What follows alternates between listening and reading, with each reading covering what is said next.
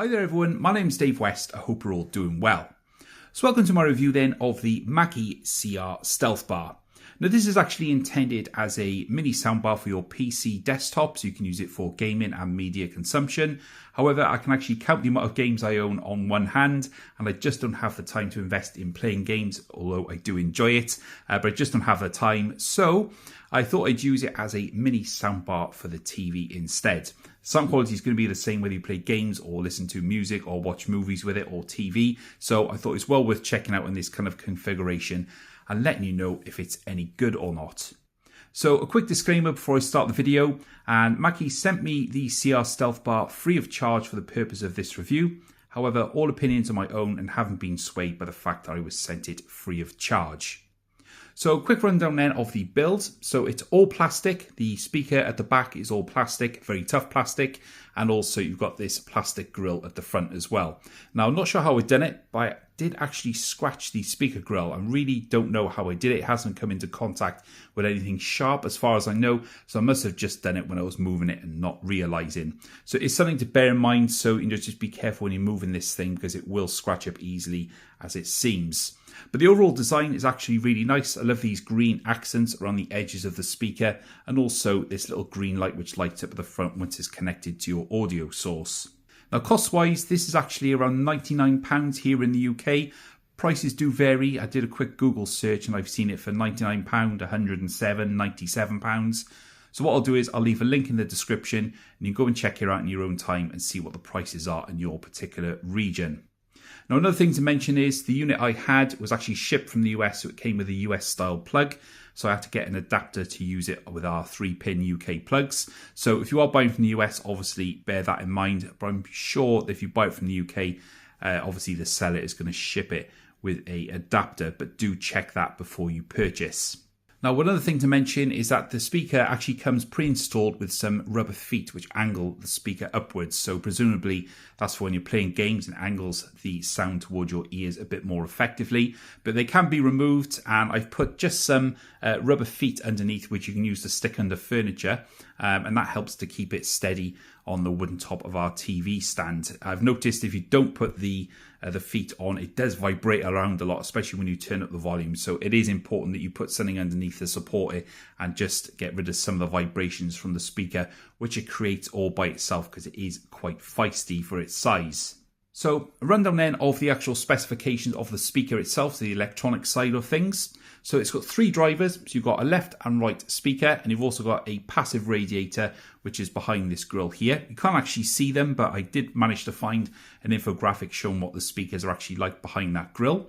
So the peak power output in layman's terms is 50 watts at its peak. So bear in mind, you're not going to get that when you're listening at more sedate volumes, but at its peak, you can do 50 watts and it's got a Class D amplifier built in.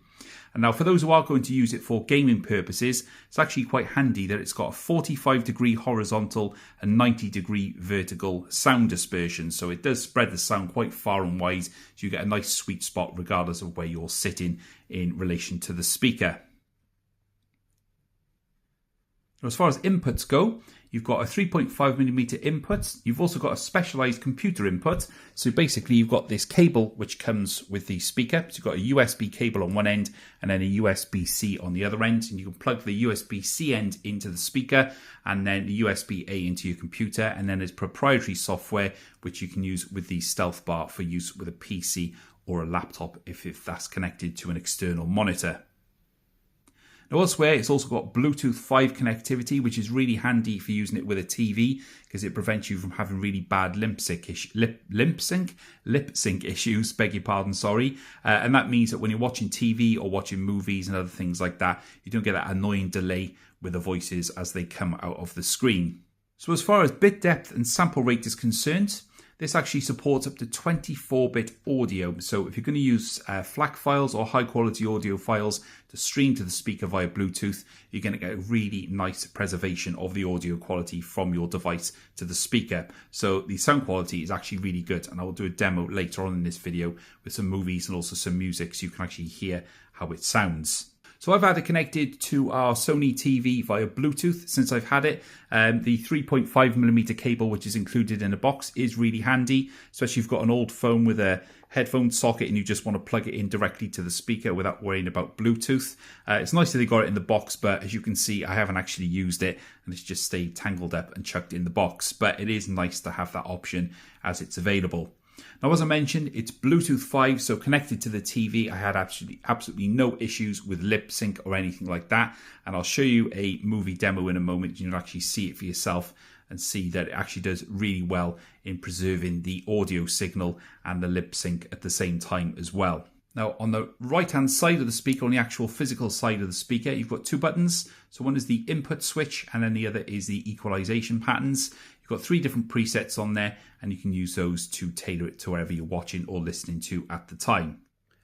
Alright, so quick demo time then, showing you or letting you hear how the speaker sounds connected to the TV. So just going to play some movie action from the Avengers. Now bear in mind, obviously, it's recording through my microphone and then playing back through your speakers or earphones, headphones, whatever you're going to use. So it's not going to be totally indicative of the quality, but I just wanted to show you this so you can hear how it sounds for yourself in this kind of environment.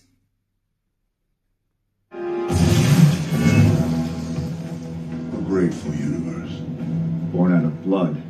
They'll never know it. Because you won't be alive to tell them.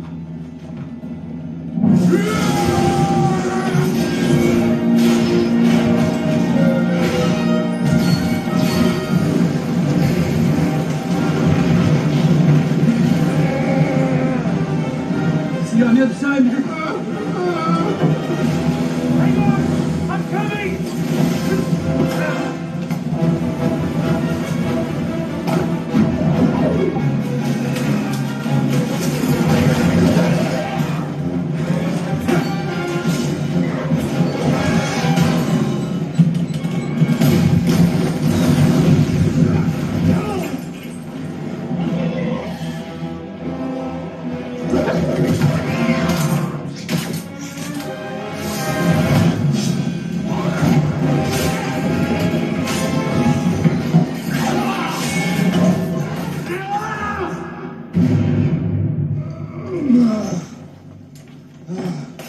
Alright, so I hope that demonstration gives you an idea of how the speaker sounds. I know it's not going to be fully indicative of how you hear it in real life, but at least it gives you an idea of how it performs in this kind of setup. Now, I think overall this is a really, really decent speaker. The best thing about it is it just gets on with the job without any fuss whatsoever. If you do push it to its limit, you are going to get some sound breakup and distortion. But bear in mind, the physical drivers are not like a big proper speaker, so they do have a limit. But used sensibly at sort of medium to 3/4 volume, it's actually a really decent performer, and it's also great as a good soundbar as well. So if you want to use it for a TV setup like this, then at least you know it's going to be able to do the job without any problems. I think for the price, for £99, I think it is well worth the money, especially if you're going to use it as a PC speaker because you'll get that proprietary software at the same time.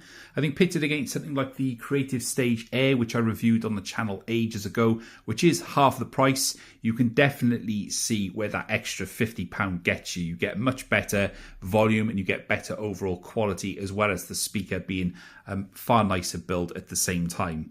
Not that there's anything wrong with the Creative Stage Air, but this is like a different class above again, and I think it's well worth it if you're looking for something compact like this to use with your speaker setup for your PC, or if you want to use it in this configuration as a mini soundbar for your TV. So any comments or questions about anything you've seen in the video, please do let me know down in the comments and I will get back to you as soon as possible.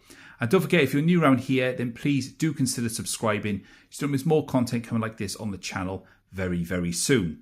But for now, this has been my review of the Mackie CR Stealthbar. My name is Dave West, and I will catch you guys later.